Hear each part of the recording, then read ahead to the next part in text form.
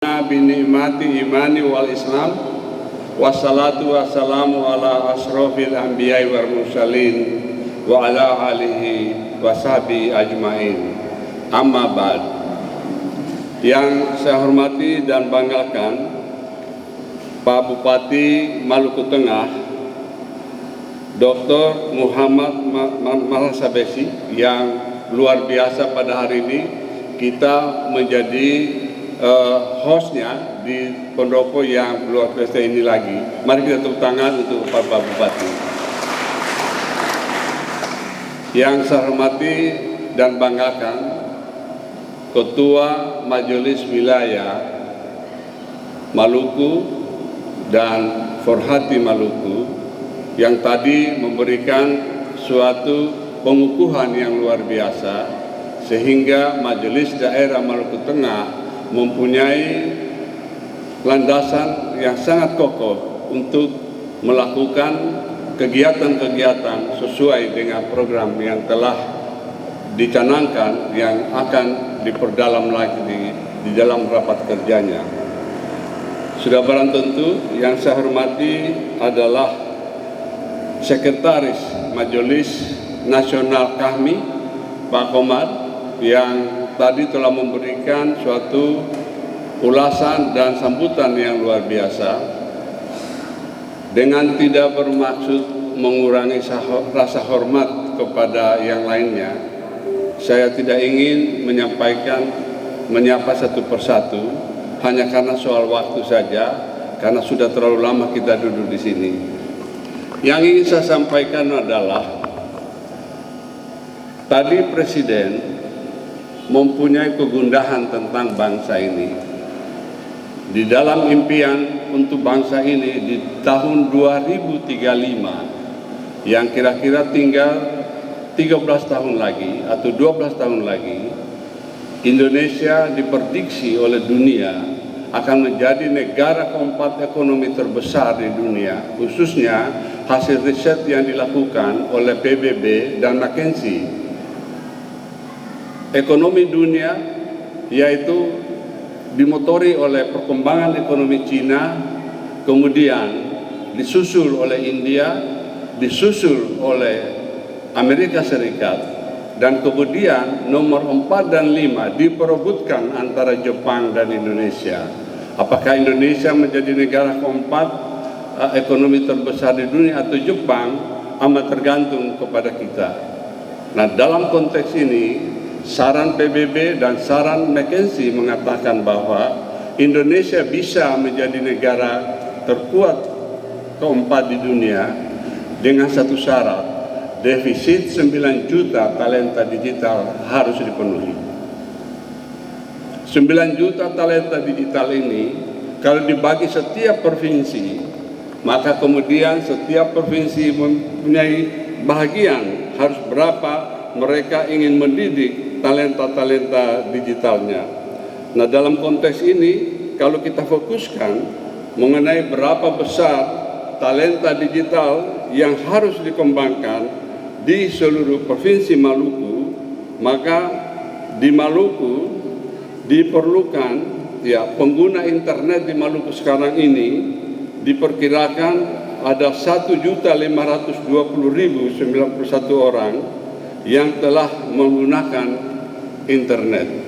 Sebagaimana kita ketahui, Indonesia adalah negara yang waktunya menggunakan internet yaitu 8 jam 52 menit per hari, sedangkan rata-rata dunia hanya 6 jam 54 menit. Artinya penggunaan internet dan sosial media di Indonesia termasuk tergolong tinggi karena pemegang HP di Indonesia jumlahnya yaitu lebih besar dari jumlah penduduk itu sendiri, yaitu 345,3 juta orang atau sama dengan 125,6% dari penduduk itu pegang HP, karena banyak di antara kita memiliki 2 HP. Hanya di Indonesia yang terjadi begini. Nah, dengan kata lain, istilah digital atau medsos bagi rakyat Indonesia dari pedesaan itu tidak aneh. Cuma isinya yang jadi persoalan. Apa yang dilihat dan apa yang di-share itu yang menjadi persoalan, itu yang menjadi kegundahan. Apakah cara menggunakan internet seperti ini akan teruskan atau kita melakukan perubahan? Disinilah kemudian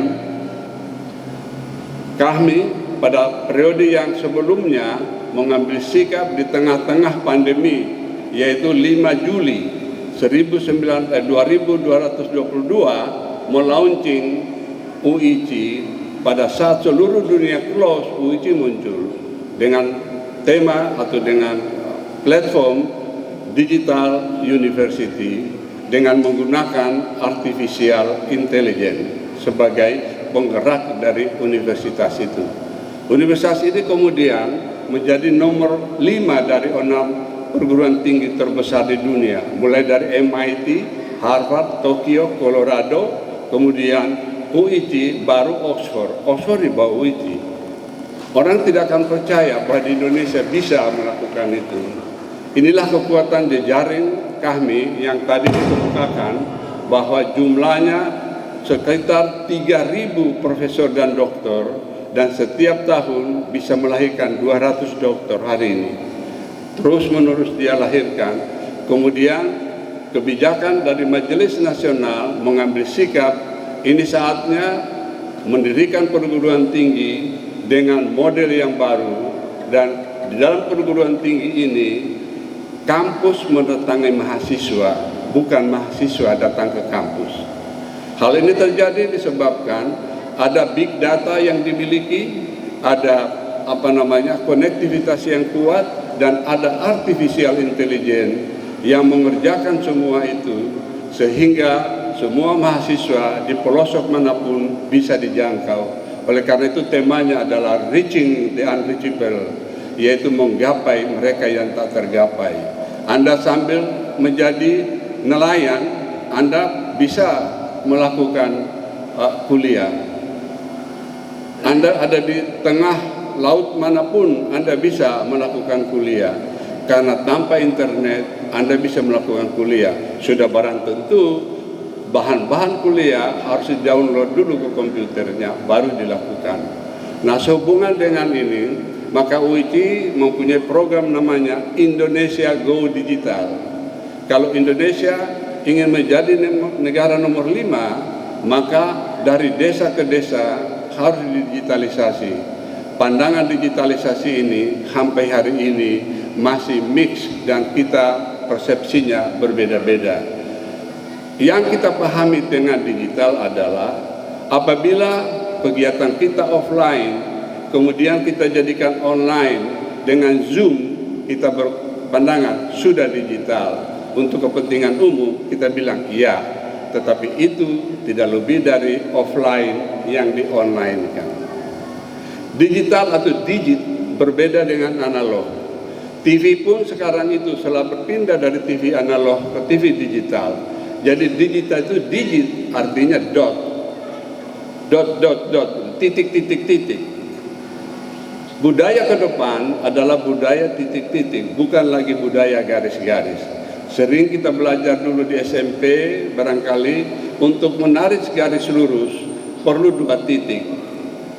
Padahal garis itu adalah kumpulan titik-titik. Jadi dot yang ke dalam dengan fleksibilitas yang tinggi, dan inilah yang kemudian UIT menawarkan, membantu sebenarnya semua kabupaten kota di seluruh Indonesia. Dan saya bersyukur pada sore hari ini kita berada di Masohi dengan bantuan pandangan Pak Bupati yang begitu progresif, memungkinkan Masohi seperti yang dikemukakan Pak Bupati ini adalah model pertama kabupaten atau kota digitalisasi yang pertama di Maluku, Provinsi Maluku. Tepuk tangan Pak Bupati. Sehubungan dengan itu, karena itu misi dari UIC akan berada di sini seterusnya sampai generasi ini tamat dan kemudian masing-masing itu berkembang. Mahasiswa UIC disiapkan menjadi 4 sampai 5 model. Yang kita kembangkan di sini adalah nanti malam kita perdalam apa yang disebut startup digital dengan bimbingan dari teknologi dan kemudian kemampuan dari UIT, kemudian bantuan dan dukungan kebijakan dari kabupaten, kemudian PIC-nya dengan majelis daerah, kemudian ini akan menyebabkan kegiatan itu project basis. Dan project inilah yang kemudian setiap mahasiswa UIT syaratnya literasi IT-nya harus selesai. Tidak boleh ada mahasiswa UIT yang IT literasinya tidak ada. Kemudian literasi digitalnya dilakukan, baru kemudian kompetensi digital baru dilakukan sharing untuk bisa ikut kuliah. Begitu tamat, alumni UIT dilarang untuk mencari pekerjaan, tapi harusnya menciptakan pekerjaan untuk lingkungannya, dan era digital ini sangat dimungkinkan. Kerjasama yang baru saja ditandatangani adalah langkah awal yang kita bisa mulai. Karena di era ini bukan yang besar mengalahkan yang kecil, tapi yang cepat mengalahkan yang lambat. Dan Kota Masohi telah mengambil sikap yang tepat sekali dengan UIT. Begitu mahasiswanya terdaftar, langsung kita training mereka literasi IT-nya, literasi digitalnya. Kemudian pada waktu nanti masuk perkuliahan, mereka sudah memiliki kemampuan digital talenta seperti yang diinginkan oleh Presiden tadi itu. Begitulah caranya di masa depan. Dan oleh karena itu UIT menjadi salah satu model untuk di Asia hari ini yang mempunyai kemampuan itu. Dan sekali lagi ini diciptakan oleh anak-anak Indonesia yang berkeliaran di seluruh dunia. Saya panggil pulang, kemudian mereka berkumpul di UIT untuk membangun ini. Secara detail nantinya akan kita bahas nanti malam. Tetapi UIT sudah mempunyai komitmen dengan Menteri Penanaman Modal Bahlil dan Majelis Daerah dengan UIT akan membangun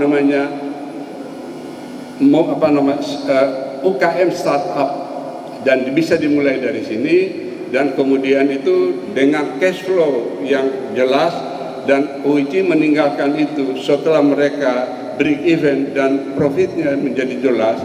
Perdagangan hari ini bukan dijual beliknya, di digital perdagangan finansialnya itu di kliknya. Bagi banyak orang klik, makin banyak orang masuk, bukan lagi di harga barang. Itulah perkembangan yang akan datang. Dan apabila Kota Masohi akan mampu menyekolahkan jumlah tertentu dari digital talentanya, maka 34% perkembangan ekonomi dengan spending yang sekarang ini dia akan naik dengan digital. Modelnya ada, nanti kita bicarakan secara khusus. Dan tentu yang terjadi adalah government service harus berubah. Digitalisasi di pemerintahan, digitalisasi di mahasiswa, kemudian digitalisasi masyarakat. Dan saya bersyukur bahwa yang memandunya itu adalah majelis daerah kami, sehingga dengan demikian kami yang ada di Masohi ini menjadi role model tidak saja untuk Maluku tetapi untuk kota-kota di seluruh Indonesia. Saya kira itu yang ingin saya sampaikan.